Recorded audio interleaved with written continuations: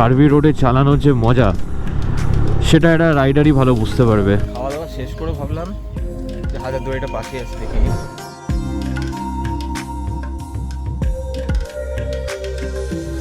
এইটাই হচ্ছে মুর্শিদাবাদের ফার্স্ট গেট।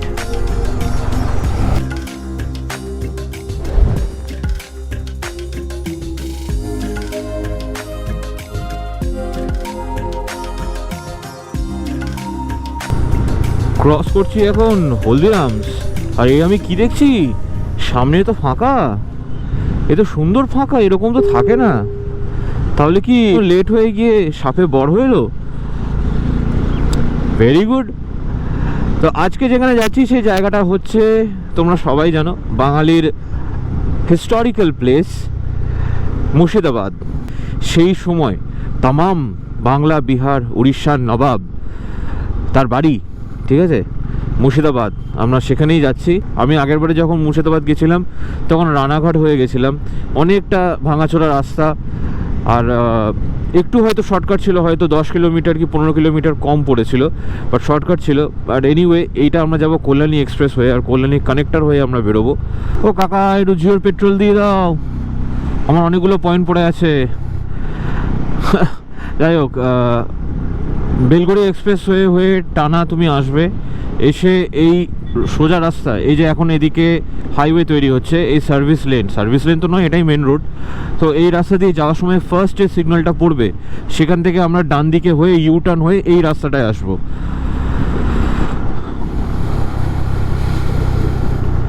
এই যে সিগন্যাল, এখান থেকে আমরা ডান দিকে নিলাম, এ দেখো লেখা আছে বোর্ডে কল্যাণী, এবং আমরা এই কাটটা হয়ে ওইদিকে ইউ টার্নটা নেব।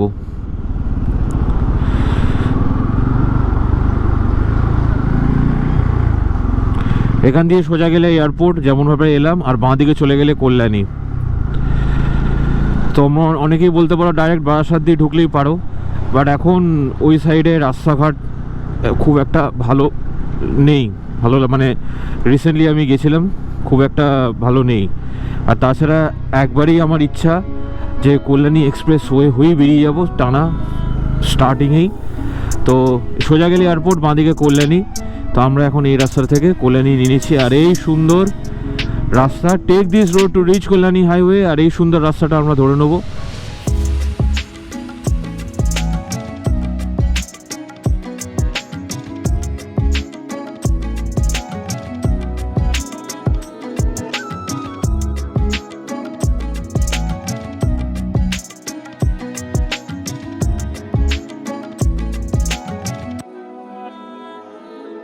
আজকে আমাদের জার্নির ফার্স্ট টোল প্লাজা, আর এটা এখনো স্টার্ট হয়নি। তো স্টার্ট হয়েছে না, সেরকমভাবে স্টার্ট হয়নি, সেরকমভাবেই কি স্টার্টই হয়নি, গাড়িগুলো তো বেরিয়ে গেল। আর এটাই বাইক, ট্রাক, লরি সবের রাস্তা, খুব তাড়াতাড়ি শুরু হয়ে যাবে। আমি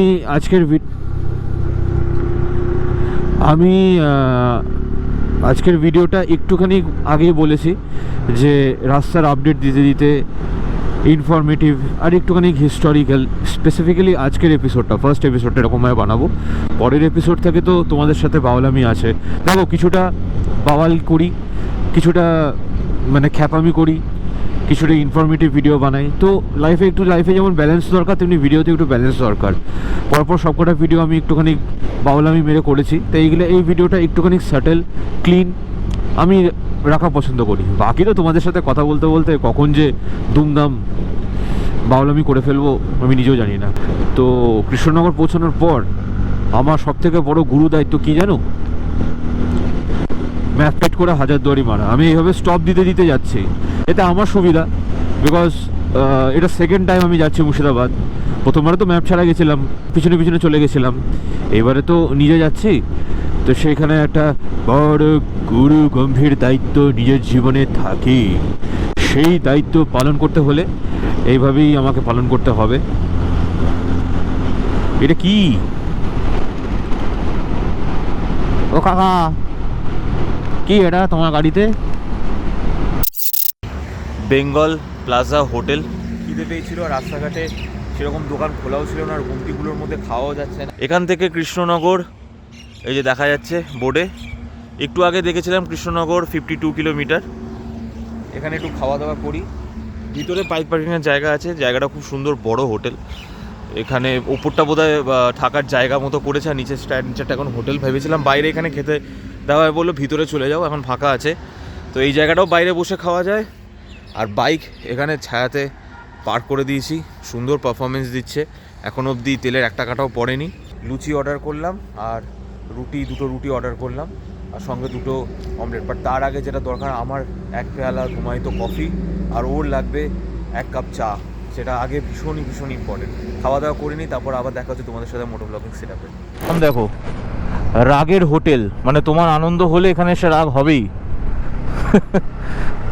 টানা হাইওয়ে থাকে, হাত খুলে চালানো যায় যদি, কিন্তু সেখানে 3 ঘন্টা 52 মিনিট, মানে অলমোস্ট 4 আওয়ার্স দেখাচ্ছে 152 kilometre. Somehow I feel like এই 3 ঘন্টা বা 4 ঘন্টা যে রাস্তা দেখাচ্ছে, ওটা কোনো মার্কেটের বা কোনো কনজাস্টেড এরিয়ার ভিতর দিয়ে নিয়ে যাবে। এই মুহূর্তে তো আমি নেটটা অফ রেখেছি, কারণ না হলে অলি গলি পাকস্থলী যে কোনো জায়গা দিয়ে ওরা নিয়ে যায়। এখানে বহুত জিওর পেট্রোল পাম্প ভাই, ডানকুনি এক্সপ্রেসওয়ে, কোলাঘাট চত্বর অত জিও পাওয়া যায় না। এখানে পরপর আমি 3খানা জিও দেখলাম, কিন্তু স্যাডলি আমার তো পুরো ভরা, আর আমার অনেকগুলো কয়েনও হয়ে আছে, সেটাও রিডিম করাতে হবে জিওতে। পেলাম অত বড় বড় সাইজের পুরি / লুচি আর ছোলার ডাল, আর এখন পাচ্ছে বিভৎস ঘুম। চোখটা আমার মানে মাঝে মাঝে বুজে আসছে। স্বাভাবিক কাল রাতে এমনি হাতে সময় ছিল 2-2.5 ঘন্টার মতো, 3 ঘন্টার মতো, তার মধ্যে ঘুমিয়েছি 1.5 ঘন্টা। বাকি টাইমটা উঠে ব্যাগ ফ্যাগ গুছিয়ে রেডি করে বেরিয়েছি। পেটে ভর্তি খাবারটা পড়েছে, আর তার মাঝখানে এখন সূর্য উঠছে। সূর্য উঠে গাটা একটু ওয়ার্ম আপ হয়ে গেছে, মানে গাটা একটু ওয়ার্ম হয়ে গেছে, একটু কমফোর্টেবল হয়ে গেছে, বাস এখন দিচ্ছে ঘুম। একদিকে সুবিধা কি, হয়তো অনেকটা দূর অবধি আমরা যেতে পারবো, লাঞ্চের জন্য দাঁড়াতে হবে না, কিন্তু মাঝে মাঝে যে ঘুম পাচ্ছে না, সেটা এত বিরক্ত লাগছে এবার। কারণ এই রাস্তাগুলো তো আর অতটাও হলেও কোলাঘাট ডানকুনি এক্সপ্রেসওয়ের মতো চেনা জানা অত রাস্তা নয়। দেখেছো এরকম হাই পাচ্ছে, তো ওই জন্য মাঝে মাঝে ক্যামেরা অন করে বকতে থাকছি। এরপর থেকে একটা চুইনগাম সঙ্গে রাখতে হবে, যখন এরকম ঘুম পাবে চুইনগাম চেপাতে হবে, চুইনগাম। দেখি পরে কোথাও একটা চা খেয়ে দেওয়া হলে একটা চুইনগাম নিয়ে রাখবো।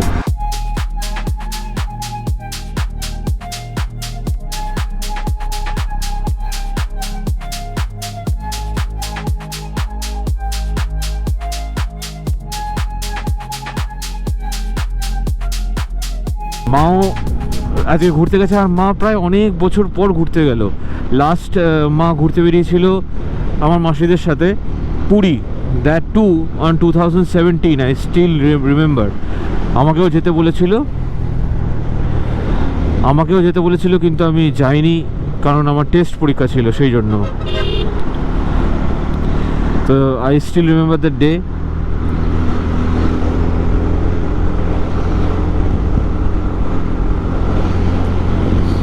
ওই জন্য অত বছর পর আজকে মা গেছে, এবং নিজের দমে, মানে নিজের দমে আছেন কি, মা আর মায়ের এক বান্ধবী দুজনে মিলে আজকে হোটেল বুক করে নিজে থেকে গেছে। কোনোদিন করে না, কিন্তু নিজে থেকে আজ চেষ্টা করেছে, এটাই ভালো লাগছে। তো আমি একবার ফোন করবো একটা জায়গায়, মানে টাইম পেলে একবার মায়ের সাথে কথা বলতে হবে। আর বাবার এদিকে এখন ভীষণ মজা, একা পুরো, ঠিক আছে, যখন খুশি খাবে, যখন খুশি স্নান করবে, বাজার করবে, কিচ্ছু নেই। 3 দিন 4 দিন অবধি কোনো চাপ নেই, চিন্তা নেই, একদম মুক্ত। মা ভালো রাস্তা খারাপ হয়ে গেল নাকি? হ্যাঁ,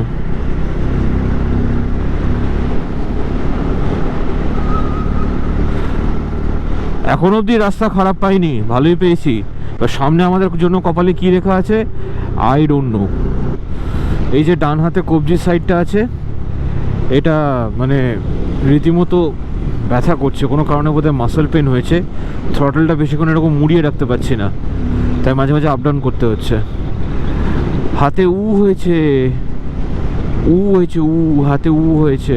চত্বরটায় ঢুকলে, আর ওই দেখো উইদাউট এনি রিজন গাড়ি ঘুরিয়ে দিল। আয়না ফায়না দেখা যায় না। পলাশী, এটাই সেই memorial gate, Palashi war memorial. এখান দিয়ে একটু এগিয়েই চায়ের দোকানটা ছিল। এবার আমাকে একটুখানি বাইকটা স্লো করে দেখতে হবে।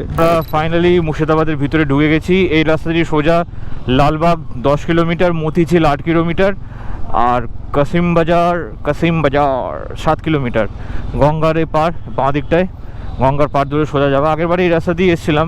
এইবারে করেছে এটা কি, যেহেতু এতগুলো ডাইভারশন ফেলে দিয়েছে না, সেই জন্যই বুঝতে পারলাম যে গুগল ম্যাপ কেন 150 কিলোমিটার রাস্তা থেকে 3 ঘন্টা দেখাচ্ছিল। তা ঢুকতে আমাদের বলছিল 12:30 বাজিয়ে দেবে, তো 12:30 তো বাজিয়ে গেছে। টোটাল প্রায় 4.5 ঘন্টার মতো জার্নি হয়ে গেল।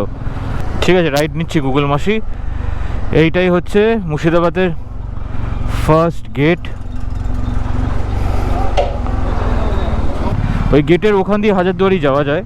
তখন ছিল হোটেল অনুরাগ, তো একদম সামনে গিয়ে গেটটা ক্রস করেই ডান হাতে পড়তো হোটেল অনুরাগ।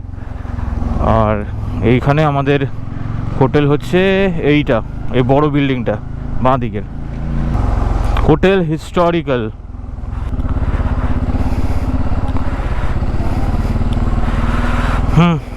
বল, বাইকে এসছি, বাইক পার্কিং কোথায়?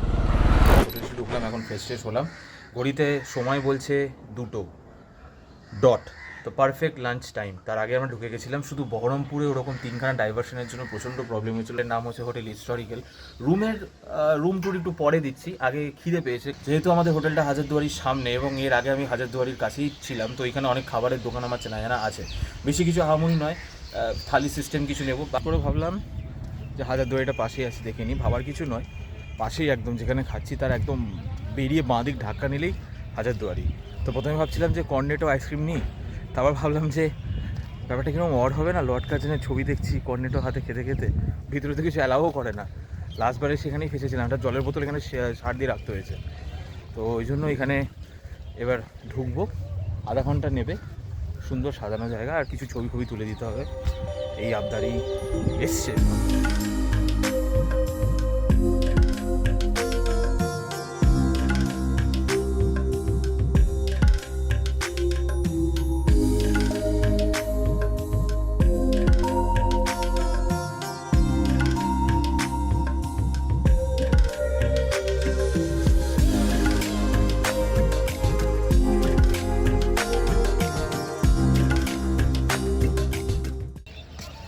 এখন আমরা ঢুকছি মতিঝিল, মতি প্লাস ঝিল, মতিঝিল। আমি মতি বিবির জন্য এই ঝিলটা উৎসর্গ করলাম। এর আগে যখন আমি আগের বছর এসেছিলাম, তখন কিন্তু মতিঝিলে লাইট অ্যান্ড সাউন্ড শোটা বন্ধ ছিল। ব্যাপারটা হচ্ছে এবারেও বাইরে সেটাই টাঙানো। জিজ্ঞেস করলাম, বলো না না চলছে। তো আমরা বললাম যে এরকম তাহলে বাইরে ফলস একটা ইনফরমেশন টাঙিয়ে রেখেছো কেন, যে মতিঝিল লাইট অ্যান্ড সাউন্ড শোটা টেকনিক্যাল কারণের জন্য বন্ধ। এবং পেপারটা দেখে মনে হবে না রীতিমতো তোমার পরিষ্কার এবং ঝাঁ চকচকে সাদা পেপার, তো সেটা ছিঁড়ে ফেলে দাও ভাই, তোমাদেরই তো ট্যুরিজমেই তো লাভ হবে। আমি মুর্শিদাবাদের রূপ, আমার মাটিতে ঘটে যাওয়া বহু ঘটনার চশমদীদ গোয়া। আজ আপনাদের শোনাবো বাংলার ইতিহাসের এক রক্তঝরা সময়ের দাস্তান, যার আঘাত পড়েছিল সমস্ত দেশের উপর। শোনাবো সুবে বাংলার স্বর্ণযুগের কথা। তার শেষ স্বাধীন নবাব সিরাজউদ্দৌলার দীর্ঘশ্বাস আজও সন্ধ্যার অন্ধকারে ভেসে বেড়ায় এই মতিঝিলের বাতাসে। বাংলার দিওয়ান মুর্শিদ কুলি খান ঢাকা থেকে দিওয়ানি উঠিয়ে নিয়ে আসেন ভাগীরথীর তীরে।